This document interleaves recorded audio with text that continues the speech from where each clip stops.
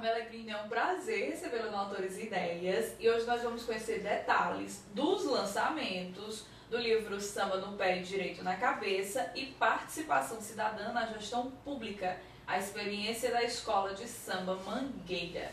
O que os leitores podem esperar destas duas obras?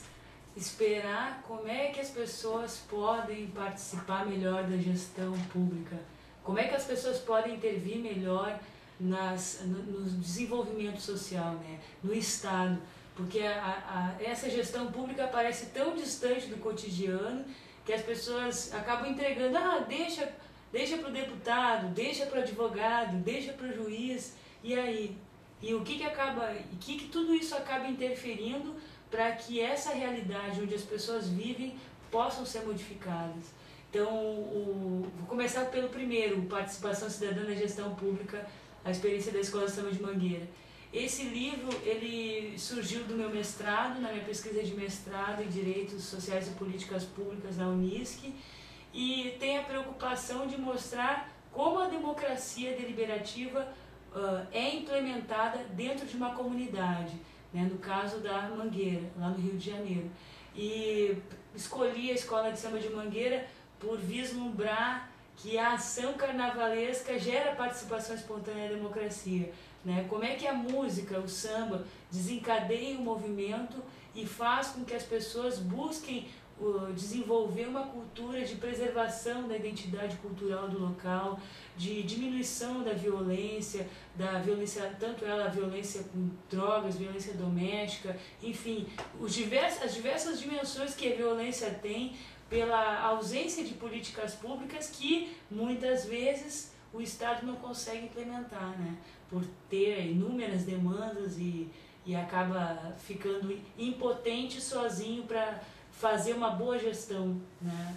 Foi a partir dessa pesquisa que surgiu o samba aí na sua vida, Carmela, ou não? Na verdade, o samba sempre me acompanhou, porque eu moro em Porto Alegre, mas eu sou carioca, então eu tenho apesar de falar com sotaque do sul e ter o físico muito dos alemães, italianos, né, da minha família, portugueses também, uma mistura toda, mas que predomina e isso diferencia lá. Eu tenho essa ligação com a música e com a arte de uma maneira geral muito especial pela minha infância, pelo que a minha mãe colocava para ouvir, pelos cursos que eu tive a oportunidade de fazer. Então o samba foi o primeiro caminho que eu descobri para mostrar para a sociedade a sua importância. É a primeira vez que uma obra é publicada unindo o samba ao direito. Carmela, conta pra gente como é que surgiu essa ideia, que é a publicação do Samba no Pé e Direito na Cabeça. Surgiu, na verdade, justamente primeiro dessa minha pesquisa na Mangueira. Então, a Mangueira foi um pilar bem importante para eu, a partir da análise da escola de samba, reforçar a importância cultural do samba como elemento da identidade democrática brasileira. Porque o samba ele é visto hoje, lógico, como identidade nacional, mas e democrática? É um instrumento de manifestação popular, sim, mas jurídica? Daí essa questão é que eu estou reforçando nos dois livros, que as duas publicações são inéditas. O Participação Cidadã na Gestão Pública da Mangueira, ele é inédito, não tem nenhum livro jurídico de uma agremiação, então esse livro eu dividi em 3 capítulos, primeiro abordando como é que se gera a democracia, daí eu fiz um levantamento de como é que se faz para gerar participação social, o que precisa ter para haver participação social, quais são os elementos que formam a arqueologia da cidadania, e para que isso aconteça, como é que isso na prática se articula? Por movimentos sociais, que tipo de movimento social? Daí, me encaminhando para o 3º capítulo, eu trabalho as políticas públicas que são implementadas em gestão compartida, né, em gestão Estado e sociedade, pela Escola de Samba de Mangueira. Faço esse levantamento histórico do samba e do carnaval lá na escola, e me preocupando muito mostrar como o programa social da Mangueira, que é dividido como uma árvore, assim, em vários galhos de vários projetos, como esses projetos que vão do balé, do trabalho com reciclagem de vidros, a questão de cursos profissionalizantes, dão empoderamento, dão potência para a cidadania, né? E desmitifica muito que uma escola de samba é só carnaval, né? O carnaval é o elemento fundamental para gerar essa força, essa união das pessoas, né? Que gera o ano todo, né? Que dura o ano inteiro. Que dura o ano, é um trabalho o ano inteiro. Então toda semana eles estão lá, todo dia. Então eles têm um programa social muito importante que eles estão fazendo, desenvolve essas atividades. Lógico, como toda entidade tem problemas administrativos, existe a política institucional, mas como a democracia é o caminho, né? Não é a perfeição. Então a gente precisa saber considerar isso e fortalecer com boas práticas. Então, assim, terminando participação cidadã, esse participação cidadã ele vem justamente para mostrar como uma entidade carnavalesca gera cidadania, protagonismo, diminuição da violência e faz essa gestão pública. Então, é um modelo para outras entidades carnavalescas e também para o cidadão que quer implementar uma política pública com o Estado. Então, como eu menciono vários projetos sociais, ele pode ir lá, olha, eu gostei desse tipo de projeto, por que eu não posso implementar na minha cidade? Não precisa implementar todos. Mangueira é uma entidade, olha, muitos anos de vida, então como é que... Uma comunidade enorme também. então assim, não dá pra... Então é uma potência, né? Muitas pessoas... E tudo isso fez com que o samba assim, se fortalecesse. Eu disse, poxa, se o Brasil é conhecido no fora do país pelo samba, por que o direito não valoriza isso como um mecanismo, uma linguagem universal para atingir o coração das pessoas, né? Porque assim... E para desmistificar também um pouco da questão jurídica, né, Carmelo? Que eu acho que essa é a grande dificuldade entre a população. Porque assim... Hoje o direito, como cultura, a cultura jurídica do direito, a cultura jurídica, né, ela está muito associada ao acesso à justiça. Então as pessoas confundem que o acesso à justiça é aquele com J maiúsculo e que a pessoa tem que buscar o poder judiciário para se ter o acesso. Vou te botar na justiça. Então será que é isso, botar na justiça que as pessoas estão precisando? Ou será que é ter condições, plataformas de expressão, identidade, políticas que valorizem a alteridade, diminuam as diferenças raciais, né? Valorizem a sua maneira de ser e principalmente não tenham vergonha de onde moram, porque se a pessoa não tem cidadania, ela vai ter baixa autoestima, vai ter, como diz um amigo meu, cineasta, democracia ascendente, que é aquilo que tu fica com vergonha, né? Tu não mostra, tu não sorri, tu não fala, tu não te expressa, porque tu não tem dente na boca. Então aquela democracia ascendente que não funciona. Então a gente precisa, como ele diz, de uma democracia com dente, com sorriso largo, né? Com expressão, com atitude, para que as pessoas tenham esse empoderamento, né? E diminua essa vivência de paternalismo estatal, que é cultural, né? A gente sabe que vem de uma cultura de anos aí, mas a gente precisa modificar isso, né? Então, nada melhor do que utilizar a cultura popular. Então, para se desenvolver uma cultura jurídica popular, a gente precisa ouvir a voz do povo, fazer emergir a cultura que vem do povo e não uma cultura imposta de cima para baixo, para dizer o que ele tem direito, o que ele tem dever de cuidar. A gente estava falando nos bastidores aí de um samba que fala sobre homofobia, que é do Jerônimo, ele é lá da Bahia, ele diz assim: na Bahia lei agora não ter discriminação, na Bahia lei agora não ter discriminação, quem discrimina viado pode até ir para prisão, quem discrimina viado pode até ir pra prisão. Samba, viado, cidadão. Samba, viado, cidadão. Daí, e quem disse que viado só tem viado homem? E quem disse que viado, né? Samba, mulher, cidadã. Então, a partir de uma... Legal. Né? Legal, muito legal. A partir de uma música, o músico, o compositor, ele tem essa capacidade de simplificação das ideias, né? E relatar o cotidiano, que às vezes é muito doloroso. Então, por que não usar a emoção, o prazer, o movimento que o corpo faz para que as pessoas libertem o que fica preso, né? Libertem essa ausência de comunicação, porque o direito ele surge para mediar conflitos, para dar empoderamento, transformação da realidade, mas não adianta a gente ter um conhecimento que não consegue ser aplicado, né? A Constituição é muito bonita, os direitos estão lá, fundamentais, mas muito distante da realidade das pessoas. E como é que põe em prática, né? Então, assim, o papel hoje aqui, né, utilizando o espaço da rádio, é fundamental para se democratizar, para alertar, para botar o ouvinte no ar e dizer, olha, estou aqui na fila do banco, estou há 3 horas não recebi atendimento, ou reclamar quando um deficiente precisa usar uma vaga no estacionamento e está outra vaga lá e a pessoa não tem como sair do carro, sabe? São coisas assim que parecem tão pequenas para quem não precisa, mas e para quem precisa? E para quem, sei lá, perde uma oportunidade de claro, fazer um são trabalho. grandes conflitos. E Sim. nada melhor do que o samba, que o samba é o estilo musical que se legitimou através do apelo popular, através das pessoas, do morro, sobretudo. E já que a gente está falando de samba, a gente falou da experiência do livro que conta sobre a participação cidadã na gestão pública, a experiência da Escola de Samba Mangueira. Além deste lançamento, foi lançado também o livro Samba no Pé e Direito na Cabeça. Essa obra é fruto da união entre 14 professores que discutem temas como corrupção, criminalidade, meio ambiente, homoafetividade, como a gente estava conversando, entre outros temas. Carmela Grini, conta pra gente como é que foi o processo de elaboração desses artigos e o processo de confecção, de construção desses artigos para entrarem na livro.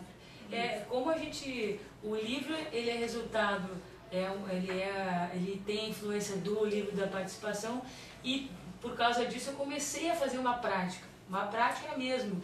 Eu inventei um projeto que começou a ser na usina do gasômetro, depois foi para o Teatro da Câmara Municipal lá de Porto Alegre, depois foi para outras cidades, que é a reunião de músicos para interpretar o samba e explicar pedagogicamente, de uma maneira sensitiva pela arte, o que o samba quer dizer, né? Estudar o que está por trás daquelas palavras, né? Então a gente procura convidar antropólogos, sociólogos, professores, pessoas de diferentes áreas, pessoas do carnaval, para estar mostrando o que isso quer dizer, né? O que por exemplo, o samba identidade, ser preto de alma branca para viver, é o exemplo da dignidade, não nos ajuda nem nos faz sofrer, que ele fala que o elevador é quase um templo, exemplo para minar teu sono. Sai desse compromisso, não vai no desserviço, se o social tem dono, não vai. Mais ou menos assim a música diz.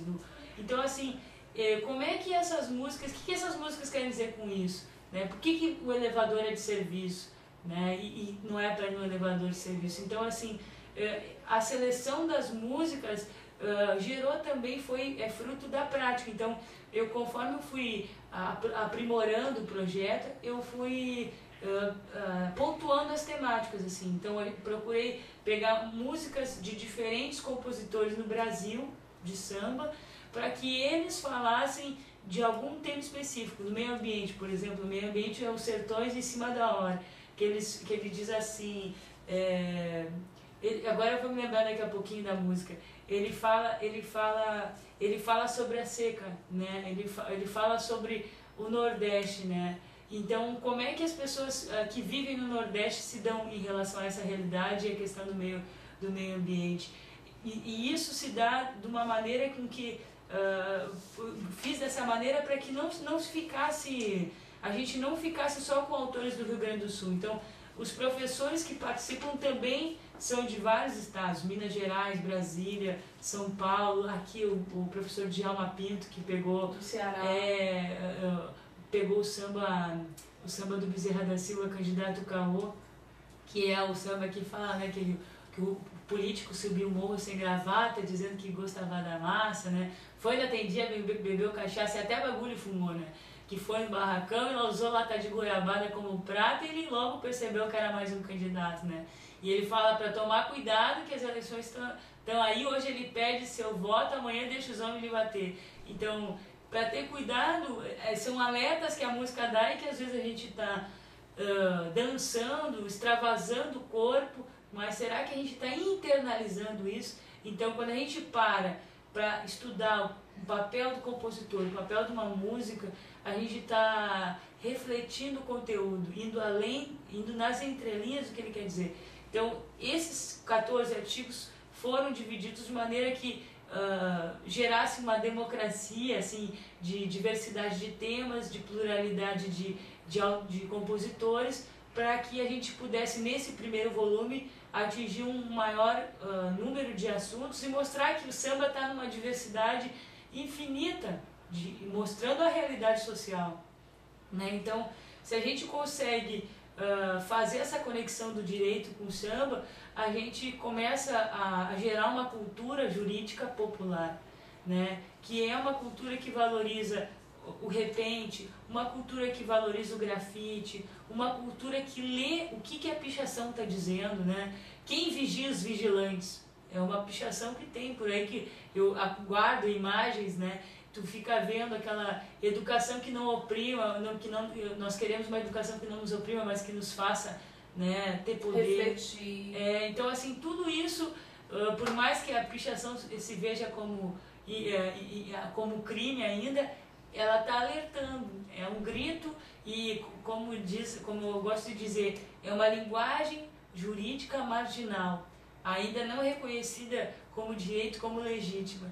Então, quando a gente utiliza o samba no pé, direito na cabeça, para ensinar o direito, para mostrar que o samba fala do direito e fala aos direitos, porque tem diferença, falar dos direitos é falar a Lei Maria da Penha, que nem Alcione diz num dos artigos que a Maria Berenice fala, ela diz assim: comigo não violão na cara, que mamãe invejosa é ruela nenhum, bota a mão, se tentar me bater, vai se arrepender. Ela diz: eu te passo a Maria da Penha. Então, não faz isso que ela vai te passar a Maria da Penha. Então, isso é falar dos direitos. Falar aos direitos é dizer: os direitos humanos são iguais, mas existem as classes sociais. Então, assim, isso é dizer, né? Eu tenho direitos humanos, mas e aí? As classes são sociais, a desigualdade social existe.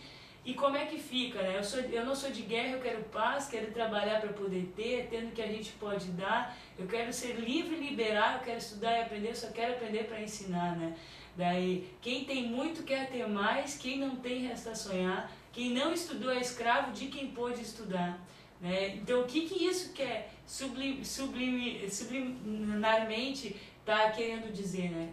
Então, essa música da velha guarda do Império Serrano. Então, a gente não está criando música, a gente está exaltando o que existe e fortalecendo aquilo que ainda, aquele direito engravatado, precisa desengravatar.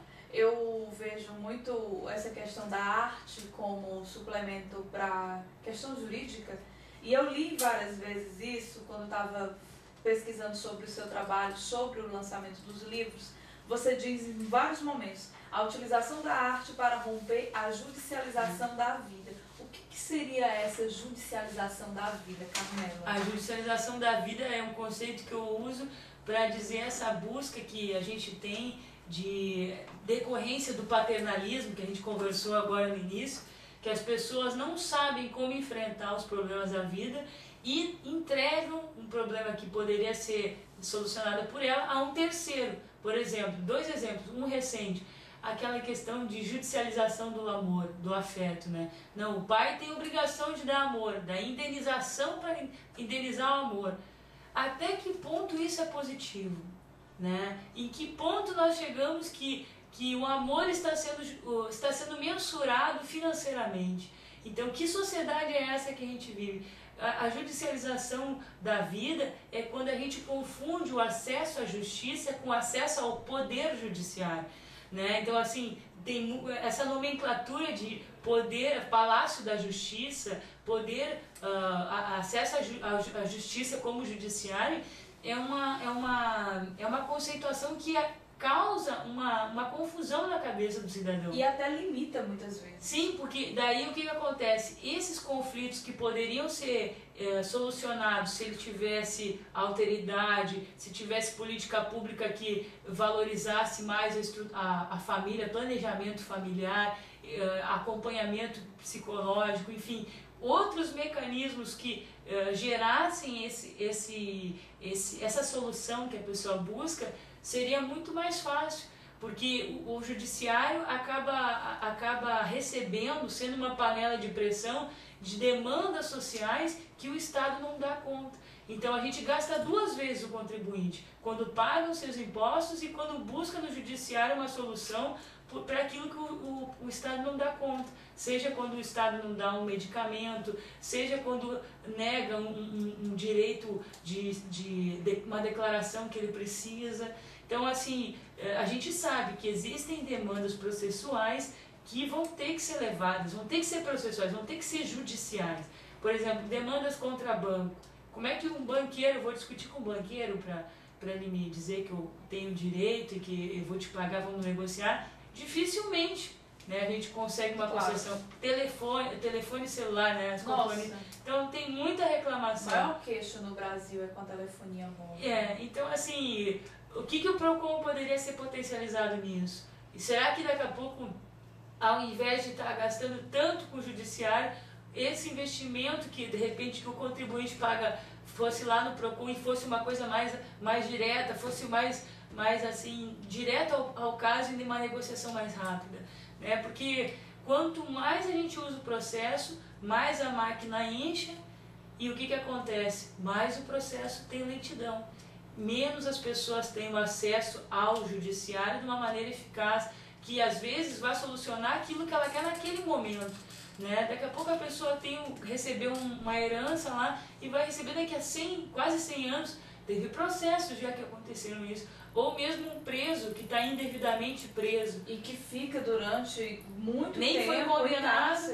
E daí recebe uma indenização, que nem teve também um caso recente aí, da pessoa foi saber que ela recebeu a indenização e morreu, teve um negócio no coração. Absurdo. Né? Então assim, a judicialização da vida é quando a gente não consegue utilizar e ter acesso à justiça de uma maneira que não seja via judiciária. Então, o acesso à justiça é muito mais amplo que o acesso ao judiciário. E a gente precisa fazer com que as pessoas criem uma cultura diferente. E para criar uma cultura diferente, é fundamental políticas públicas, né? Então, os dois livros apontam formas de fazer política pública que a sociedade tem que cobrar dos parlamentares, enfim, claro, uma gestão compartida para que isso seja eficaz, né? No último dia 24, Fortaleza realizou a 13ª Parada pela Diversidade Sexual. A parada já é considerada a segunda maior do país, perde apenas para São Paulo, que é a maior do mundo já, né, desbancando países europeus.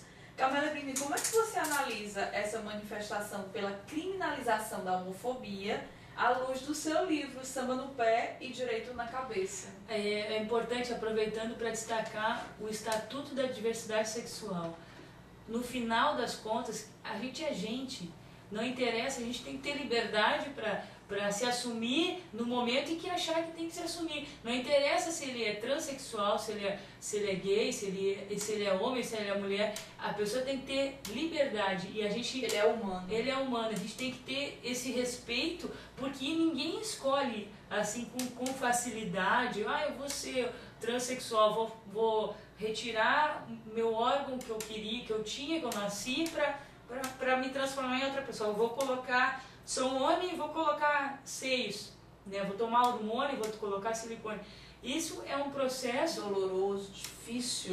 E a Maria Berenice Dias, para quem puder acessar, e que eu ajudo na campanha, está lançando uma campanha que precisa arrecadar mais de 1 milhão de assinaturas pelo Estatuto da Diversidade Sexual. Então é muito importante que as pessoas participem e usem esse protagonismo do rádio para ter esclarecimento e para buscar na internet informação verdadeira. Porque a gente fica com preconceito, porque filho de fulano é isso, que horror. Tá, e tu foi conversar com ele, foi saber qual é a realidade que ele vive. Eu tive uma outra vez que eu falei no rádio, uma pessoa que é transexual me procurou por causa da minha fala no rádio, me mandou laudos, me contou a história da primeira relação que ela teve, como é que ela descobriu que ela era uma transexual, né? Como é que ela pagou para poder vivenciar uma experiência. E foi uma coisa que para ela foi muito importante, para ela poder saber realmente o meu negócio é isso.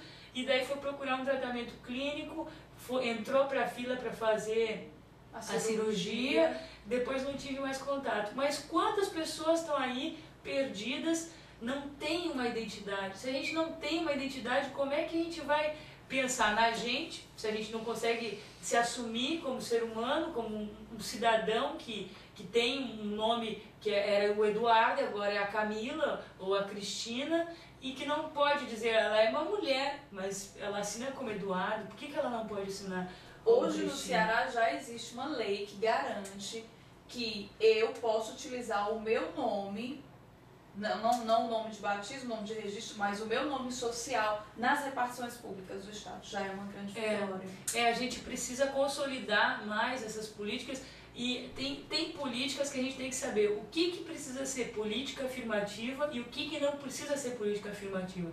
Vou dar um exemplo. A política da questão da valorização da cultura negra, a valorização da cultura indígena, a questão de acessibilidade, a questão da identidade, se é transexual, se é homossexual. Isso precisa ser afirmado, porque as pessoas ainda elas precisam ter orgulho de ser o que elas são, né? E se assumir como elas são. Mas agora, tem que ter política afirmativa para preso, campanha de agasalho para preso. Não tem que ter campanha afirmativa para preso, porque ninguém gosta de ser preso.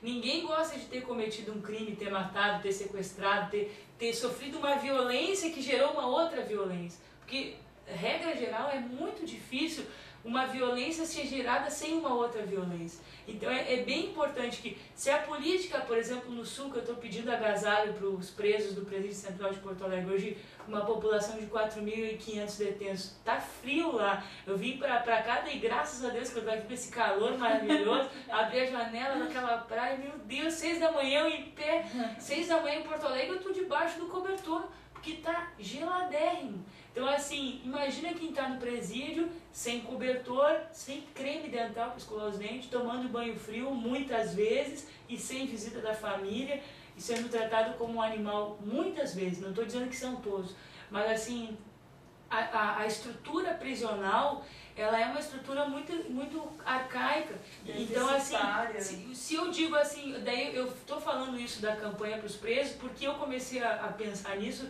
porque eu pedi para uma amiga que estava fazendo uma campanha no Facebook dizer, divide essa cota da campanha de agasalhos, que agora teve o Dia dos Namorados, então ela diz, não morados. O campanha era não morados. Então, todas as pessoas que não tinham dignidade, que estavam excluídas, eram para ser atingidas. Então, quer dizer, por que não dividiu lá para os idosos, para as crianças, para a gente que mora na rua, para os presos? Não, tem que fazer uma campanha para preso. A tua campanha, eu disse, não é a minha campanha. A campanha é da sociedade que essas pessoas vão voltar. Né? Então, assim, não dá para a gente estar fazendo a política afirmativa onde não se deve fazer. A gente precisa fazer política afirmativa, precisa sim. Se eu sou homossexual, eu preciso ter meu direito garantido. No livro da participação cidadã, nos agradecimentos, eu conto no início que eu já sofri homofobia porque eu estava com a minha mãe de mão dada, indo para o cinema, na porta do cinema, e uma pessoa me olhou assim com uma cara estranha, horrorosa. Eu disse, o que houve com aquilo? Eu saí do cinema, a pessoa atrás de mim, eu com a mão de mão dada, abraçada com a minha mãe, disse, que pouca vergonha, essas duas, e começou a dizer um monte de palavrão. Eu olhei para trás e disse, mas o que houve? Não posso abraçar, andar de mão dada com a minha mãe? Ah, bom, porque se fosse homossexual, se fosse um casal de lésbica, eu não poderia. Daí eu fiquei indignada, eu disse, mas o senhor tem que respeitar, o problema é meu se eu sou, né? Não tô invadindo a vida de ninguém, né? Eu acho que, assim, o respeito do casal, independente se ele é hétero, se é homossexual, o que ele seja, tem que ser em qualquer lugar. Eu também, um casal, ele não pode também, assim, fazer, daqui a pouco vai ter relação na rua. Às vezes acontece que a gente É atentado ao pudor, da mesma forma para o heterossexual, também para não faça o aquilo homossexual. que você não quer que faça com você. Se aquilo está invadindo, a liberdade começa até onde termina do outro. Exatamente. Então isso tem que ter ciência. Agora, as pessoas estão tão frias, estão judicializando o amor, né? Porque está faltando amor. Vamos perguntar na rua aí quantas pessoas estão namorando. Qual é a dificuldade hoje das pessoas se relacionarem? Por que as pessoas não querem correr risco, investir numa relação? Por que as pessoas... Pensar no outro. Por que estão tão materialistas? A gente tem que buscar esse prazer que muitas pessoas buscam nas coisas materiais dentro da gente. Então, quando a gente começa a descobrir as formas que a gente pode vivenciar o direito e descobrindo ele estando atento às percepções, uma pessoa que está ali à beira, né, invisível, né, quem sabe eu paro para falar com ela e saber qual é a história dela, chamar ela pelo nome quando eu passar da próxima vez. Quem sabe eu vou saber que tem um abrigo que eu posso recomendar que à noite ela pode dormir. Então, a gente precisa procurar se informar, porque às vezes a informação ela vale ouro, né? Se a pessoa não sabe que ela tem aquele direito, a gente pelo menos pode dizer, tá aqui o telefone. Não, tu não precisa dar dinheiro. Às vezes eu vi aqui no Ceará dando dinheiro e vão lá comprar uma pedra de crack. E a droga tá... É um problema sério. Tá aqui, tá em Porto Alegre, e o crack, na primeira, já era. É um problema sério. Se a gente não cuida disso como um problema de saúde pública e sai da questão prisional, que a gente tem que cuidar muito bem o que é um dependente químico e o que é um traficante, e quem são os verdadeiros bandidos, por que a gente olha daí só assim pra mim, vai lá no presídio e vê se tem alguém rico. Não tem ninguém rico lá, não tem, porque tem advogado, porque tem influência, porque tem uma série de mecanismos o qual a sociedade está, infelizmente, não é perfeita, ela está influenciada. Então, para gerar uma cultura que não tenha essas distorções do poder, como o professor Djalma Pinto fala, a gente precisa chegar na cidadania e começar cedo, começar nas escolas, começar pelas coisas simples, porque o direito está nas coisas mais simples, tá no ar, tá no mar, ele tá na música, ele tá quando eu tenho esse microfone que eu posso estar falando, ele tá no dente na boca, né? Como é que eu vou dar um sorriso se eu não tenho dente na boca? Como é que eu vou vender uma roupa e será que ela vai me contratar se eu não tenho dente na boca? Então assim, tá ligado à saúde do corpo, da mente, e um dos caminhos que eu estou seguindo para estudar cada vez mais a questão do comportamento humano é a relação da neurociência com o direito. Porque como é que eu vou descobrir formas de sensibilização do ensino, da apreensão do direito, se eu não descobrir quais são os sentidos que as pessoas fazem elas buscarem o direito? Então isso está muito ligado à questão da neurociência, que é a capacidade de estudar o comportamento, como o cérebro ele pode ser transformado de dentro para fora, como de fora para dentro, pelo que eles chamam de homeostase sociocultural. Nossa! Que é uma transformação, é complexo, é uma coisa nova, tem 20 anos mais ou menos que se estuda isso, que é a neuroplasticidade, né? Essa capacidade do cérebro se transformar. Se a gente não for fundo nas coisas para ir na raiz, a gente só vai ficar fazendo cultura assistencialista. Não adianta só dar R$200 de bolsa, não sei o que. Não adianta isso se tu não tiver planejamento familiar. Quanta grávida tem na rua por aí, abandonada, sem estrutura. Quanta gente indo para a droga como fuga, como prazer, né? Então assim... Isso é um problema sério. O prazer tem que ser vivenciado de dentro para fora, em primeiro lugar, né? Então... Se eu não me reconheço como cidadão, como é que eu vou reconhecer o outro? Ou como é que eu vou cuidar do meio ambiente em proporções maiores? Então, assim, e uma coisa que é bem importante, as pessoas fazem muita campanha, a música dos sertões, né? Diz assim, marcados pela própria natureza, o Nordeste do meu Brasil, ó solitário sertão, de sofrimento e solidão, a terra é seca. Daí ele começa, né? Morrem as plantas, daí ele começa a falar como é que é essa realidade. Então, se eu não conseguir me ver no espelho, me enxergar, como é que eu vou enxergar?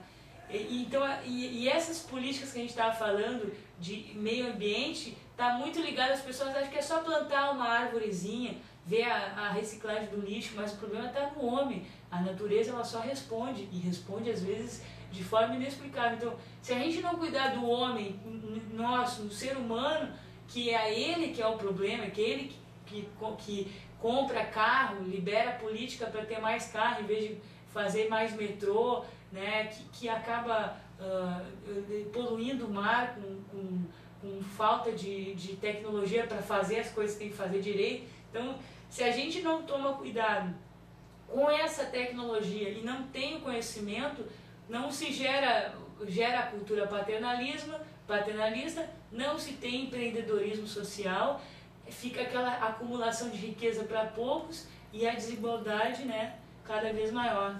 Carmela, antes de encerrar o programa, eu queria fazer essa pergunta. O lançamento de Samba no Pé e Direito na Cabeça e Participação Cidadã na Gestão Pública, a experiência da Escola de Samba da Mangueira, lançamentos que aconteceram lá na Livraria Saraiva do Iguatemi, contou com 2 palestras. Uma sua, O Dia em que o Direito Caiu no Samba, e A Política e a Arte do Direito na Realização da Justiça, ministrada pelo ex-procurador-geral do Estado do Ceará, Djalma Pinto, que a gente estava conversando. Como é que foi o convite para que o Djalma também participasse do projeto? É que como eu também tenho um projeto do jornal Estado de Direito, que digamos é um instrumento teórico para se promover esse direito preventivo, se promover uma cultura de não judicialização da vida, mas de emancipação, empreendedorismo, protagonismo social. Foi então esse jornal que convido a todo mundo a acessar aí, né, pelo Google, botar Jornal Estado de Direito. Ele é impresso, são 50 mil exemplares, vai para 20 estados e é gratuito. Então a gente está tentando conseguir convênios com entidades públicas aqui para que eles paguem o frete, que o jornal é gratuito. Como é lá no sul, daí é um pouco mais caro, né, porque tem um deslocamento maior. Mas o Djalma vem dessa relação de já conhecer o trabalho do jornal, de já entender que eu faço esse trabalho de popularização do direito pelo jornal Estado de Direito, por eventos como Desmitificando o Direito, como o Samba no Pé, a prática do Samba no Pé, o Direito no Cárcere, são todos os projetos, né, Direito no Cárcere, que é lá no Presídio Central, Desmitificando o Direito, que é nas livrarias Saraiva, projetos que são colocados em prática para dizer assim, nós estamos fazendo, pode ser assim, eu posso não ser a melhor cantora, posso ainda não ter descobrido a fórmula mágica da paz, mas a gente tem que ter, dentro das nossas possibilidades, cada um tem uma responsabilidade com o universo, né? Então cada um tem que fazer uma atitude para modificar. Então a gente está fazendo e o Djalma já está aí há quase 7 anos participando disso. Em relação a as atividades que a gente fez, já mais de 100 eventos que estão disponíveis na internet, quem quiser acessar no YouTube. Qual que é o endereço? É www.youtube.com/Estado de Direito, que é o nome do jornal, né? Então tu digita ou tu bota no Google lá Estado de Direito e escolhe a opção canal, daí vai aparecer, daí tem 300 vídeos lá. Outro canal que está no YouTube, que era o meu pessoal, é Carmela Grune, que é Grune. Em vez de ser grude, de grudar, é Grune com N, né? De navio e E de Eduardo. Então, Grune, Carmela Grune. É fácil, tem no total são mais de 900 vídeos e média de 20 mil acessos por mês, né? A gente não tem o vídeo para a nossa alegria lá, para ter 2 milhões de acessos só numa virada, mas a gente sabe que para que o direito tenha 2 milhões de acessos, ele precisa falar a linguagem que o povo fala. Então a gente está descobrindo essa linguagem, preocupado com o comportamento da sociedade. Para gerar alegria, então. Para gerar alegria e valorizar o que existe, né? Então a gente precisa transformar isso. E o último site que eu tenho lá do YouTube é o vlog, V de vídeo, L de Leonardo, O de Olívio, G de gato, né? Vlog Liberdade.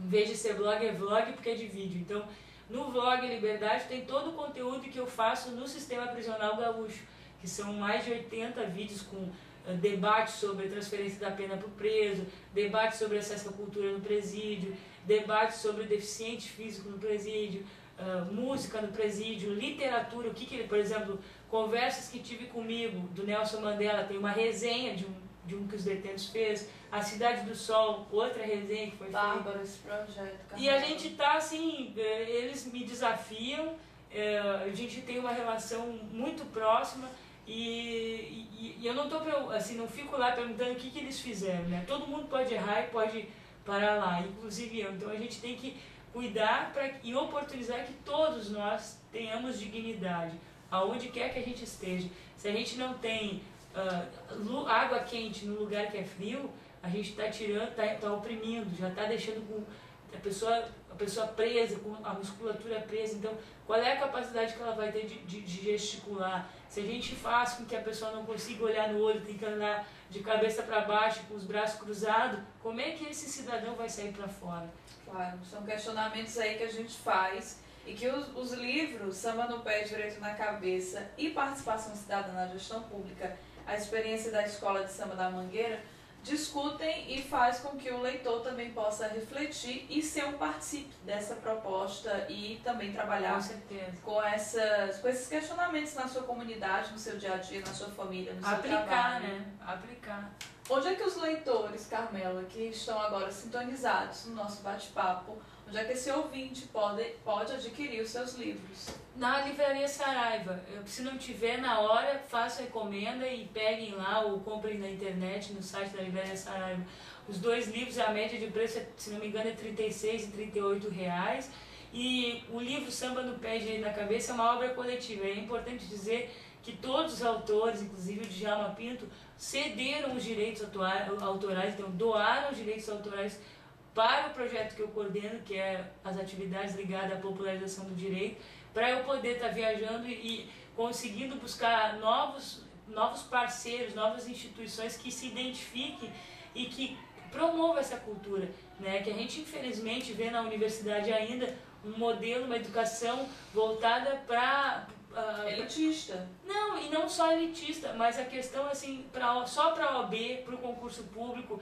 E eu digo, a vida é mais, não que isso não seja bom, mas a vida é mais que isso. O direito ele está no futebol, o direito está na arte, está na medicina, está no espaço, está no navio. Então assim, que áreas eu posso dar? O Estado ele está com muita demanda. Então a única maneira do Estado conseguir dar conta do recado é fazer a gestão compartida, a gestão sociedade-Estado. Para isso, a sociedade ela tem que estar mais participante, mais interessada nos problemas sociais e participando mais, seja pelos conselhos municipais, seja pelas associações de bairro, pelo próprio condomínio, pelas ações civis públicas, que ainda são poucas, mas atenta, por exemplo, esse Estatuto da Diversidade Sexual, que tem que estar atenta a esses chamados no Facebook. Hoje a gente não precisa, que nem tem uma música lá do Rapa, hoje eu desafio o mundo sem sair da minha casa, né? Por que a gente não pode desafiar o mundo sem sair da nossa casa?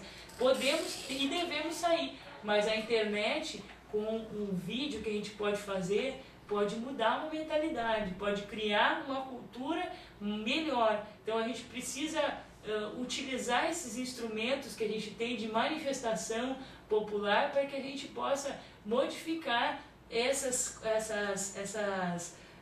distorções que tem de protagonismo, né? Que acabam ficando na mão daquele que tem o poder. Bom, eu queria conversar mais sobre outros assuntos que estão aqui elencados nas duas obras, mas eu tenho que, infelizmente, terminar o programa, Carmela. E eu agradeço, em nome de toda a emissora, a gentileza, o cuidado e o carinho que você teve, tá distribuindo um pouquinho mais sobre essas informações, desmistificando esse poder judiciário que parece tão distante e trazendo para a nossa realidade essas discussões que estão no dia a dia de todos nós. Então, de toda a emissora, muito obrigada. Eu agradeço e, ó, acesso à justiça é muito mais que o judiciário. Né? Questionem e sejam protagonistas, porque a gente só pode mudar a realidade se mais do que teoria a gente tiver atitude.